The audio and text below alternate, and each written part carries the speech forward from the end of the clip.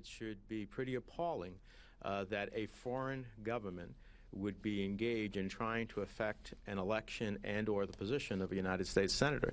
And if that can happen, then I think there's real consequences for our democracy. So I hope that the authorities will investigate and come to the bottom of who was engaged. All right, folks, welcome to Gimme 5. This is a strange story, to say the least. That's Senator Bob Menendez from the great state of New Jersey. And if you recall, there's an investigation ongoing, story that came out about a year ago of him being involved in all kinds of shenanigans, underage prostitutes, this and that. He's now claiming, kind of, claiming that the Cuban government may have planted these stories to try to end his political career, because they came out as he was running for re-election for the U.S. Senate from the state of New Jersey. Now, while he's not making a direct accusation, as you'll see here, as Dana Bash tries to question him further, and does question him further, tries to get more information, tries to get him to commit more, he doesn't. So the whole thing is kind of bizarre to imply that the Castro government and Castro regime would consider him important enough to get out of politics, even though he's a staunch anti-Castro politician and has been, and I give him credit for that. Here's more. Is that what you think happened, that you are somebody of Cuban descent? You have not ever made it a secret, your opposition to the Cuban government. You were about to become the chair of the Foreign Relations Committee, and do you think that's what it was?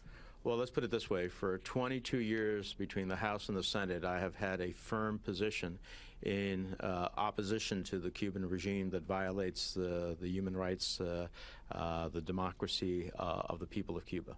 I have been outspoken in that regard, and I wouldn't be surprised that the regime would do anything they can to stop me from being in a position that ultimately would impede their hopes of being able to get a different relationship with the United States based upon their interests, but not the interests of the Cuban people.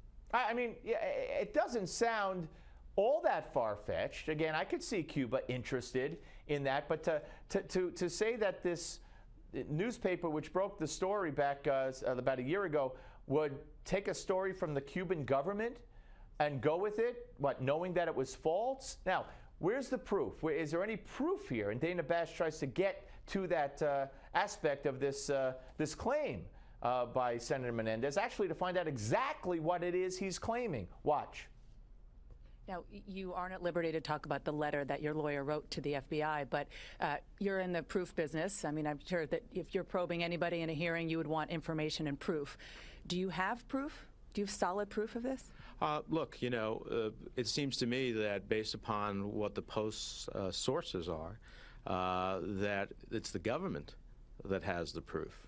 And it seems to me that the government should ultimately, internally, review what its sources are, from whence it got this information, and what have they done about it. All right, so the Washington Post wrote a story about this, and he's saying the government has the proof. Kind of bizarre. Here's more. The government has, but do you all have as well? The government is the one in possession, according to the Post article. As far as I'm concerned, you know, it's the government that should produce the information that they supposedly have within their own agencies. All right. I mean, she's trying here, but it's kind of bizarre, is it not? I mean, he's claiming,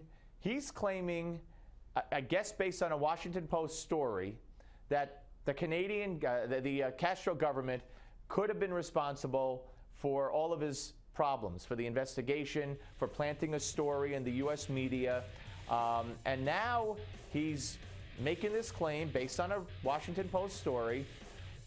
And but he's not willing to say if he has proof. He's saying instead the government has this proof.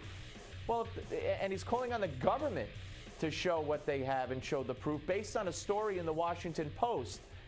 The whole thing is a little far-fetched, a little bit too far ahead of itself for me. It might prove to be true, but come to the microphone with the proof and then make the claim on the Steve Malzberg Show.